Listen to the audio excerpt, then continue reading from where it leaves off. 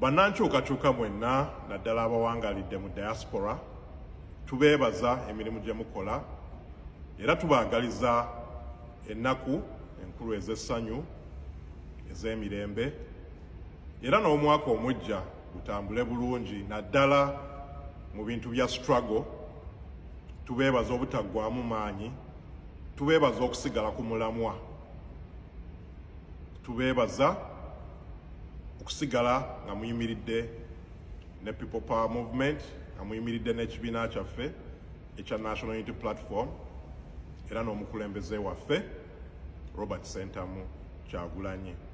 Ku lwa NUP Diaspora Leadership tubeebaza nnyo nnyo okuyimirira naffe, okukola naffe emirimu gye tukoze omwaka guno era tulina amaanyi n'essuubi okulaba nti twongera emirimu gino mu maaso ku mwaka ogujja. Ng'abakola mu bukulembeze bwa diaspora, emitimbagano gino egya social media gituyamba nnyo okuyisa obubaka, okubatuukirira yonna gye muli, kuba tulina bannayuganda bangi abawangalira mu nsi ez'enjawulo abakola mu mirimu egy'enjawulo, ng'olumu social media yetugatta okuwulira obubaka, okuwulira message, okutukunga n'okutusigaza ku mulamwa ku bintu byonna bye tukola. So n'olwekyo ng'abakulembeze kitukakatako okujja ku mitukutu nga gino okwogerako eri abantu, okubabuulira emirimu gye tukola n'okulaba engeri gye tukwatira awamu struggle okugyongera mu maaso. Ennaku eziyise waliwo baganda baffe ab'e South Africa abayisa vidiyo ez'enjawulo nga zoogera ku mirimu diaspora leadership gyekola, era waliwo obubaka obwayita nga bwogera ku ngeri message ezimu ezayisinganye ezava mu meeting ez'enjawulo diaspora zekola nezituuka mu bantu mu social media.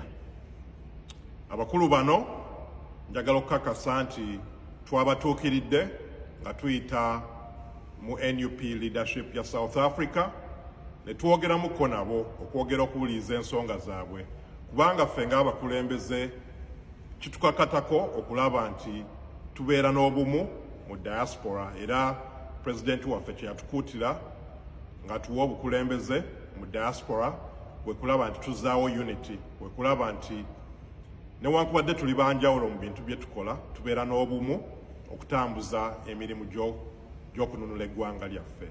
So n'olwekyo twalabye nti kiri important okutuukirira baganda baffe bano, okutegeera ensonga zaabwe, era twayogeddemu nabo ne batunnyonnyola ensonga zaabwe, naffe ne tubayitiramu engeri gye tukwasaganya emirimu gyaffe.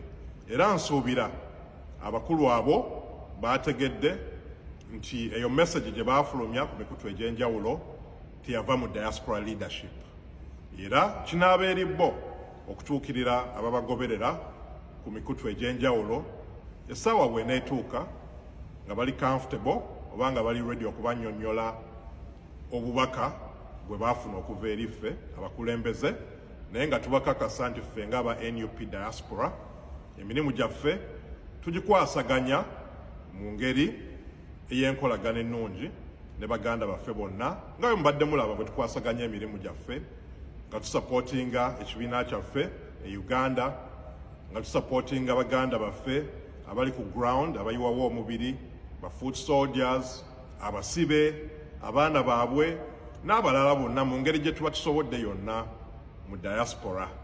So n'olwekyo kyabadde important for us okuvaayo ne tulaba nga tubatuukirira, nga twogera nammwe mu bwerufu mu nsonga zino, okulaba tuteekawo transparency n'okulaba nti ensonga ezo ezaali raised tuzoogerako, okulaba nti tezikutulamu nga bannadiaspora, okulaba nti twewala divisions ezo ne conflicts, tubeere ne unity era tubeere ku mulamwa gwe tulina okubeerako.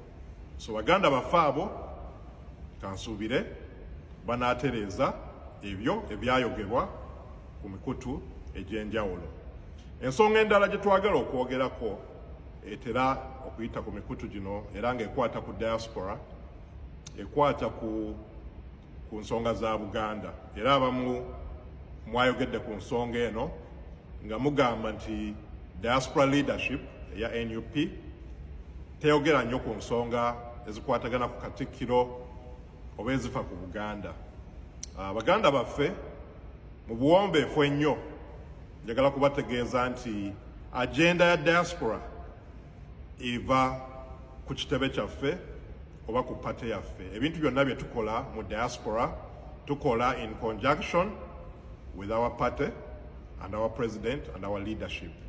So n'olwekyo president waffe bw'aba tatulagidde, bw'aba tatuwadde agenda egamba nti tufokasinge ku nsonga za Buganda oba abakulembeze mu Buganda, ezo ensonga bannange mujja tusonyiwa tetusobola ziyingiramu. Ensonga zaffe, agenda yaffe mu diaspora eri focused ku Museveni ku nakyemalira.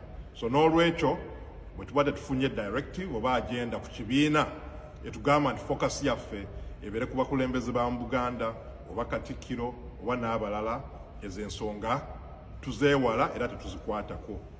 Era ng'ekibiina kyaffe bwe kibadde kigamba tuli focused ku mulamwa gw'okuggyako nakyemalira. So n'obuwombeefu newankubadde ndaba nti abamu kuffe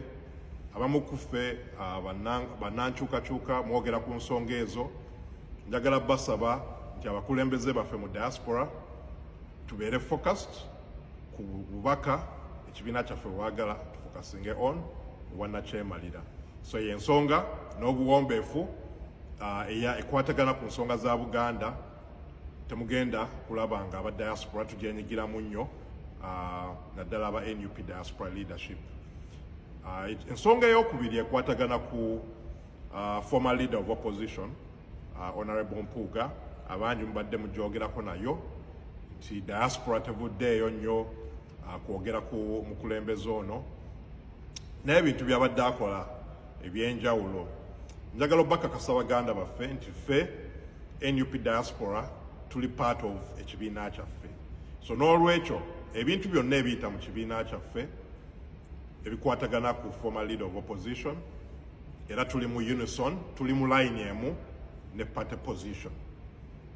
Ffe ng'aba diaspora naffe tetwakkiririza mu issue ya service award, era nga bwemulabye omukulembeze teyagoberera directives ezaava mu kibiina kyaffe okumugamba okuzzaayo ssente ezo awamu n'okusteppinga down ku position ya commissioner. N'olwekyo mulabye former LOP okusalawo okukola ekisinde ky'ekirala ekya Democratic Alliance. So Baganda bange, ffe ng'aba diaspora ezo ensonga tugoberera directives ezaakolebwa ekibiina era tuli focus ku mirimu gya NUP, tetuli part of alliance, tuli part of the National Unity Platform. Kuba tugoberera agenda, tugoberera values z'ekibiina, tugoberera mission y'ekibiina, era values ezo zezimu values president zaffe zayogerako ezitukuumira mu line gye tulimu okulaba nti tetuwaba, tetuva ku mulamwa, tulwanirira bannayuganda okutuusa nga Uganda tugiliberate nze tugigyeko nakyemalira. So ensonga ezo ebbiri banyumuze muzoogerako, eza Buganda, eza Honorable Mpuuga. Ffe ng'aba diaspora tugenda goberera agenda y'ekibiina, tugenda goberera directives eziva ku NUP ne president waffe, tugenda kusigala mu line eyo. Naye mmwe ng'abagoberezi muli free nga buli munnayuganda okwogera ku kyayagala. You are free, mulina freedom of speech, freedom of expression.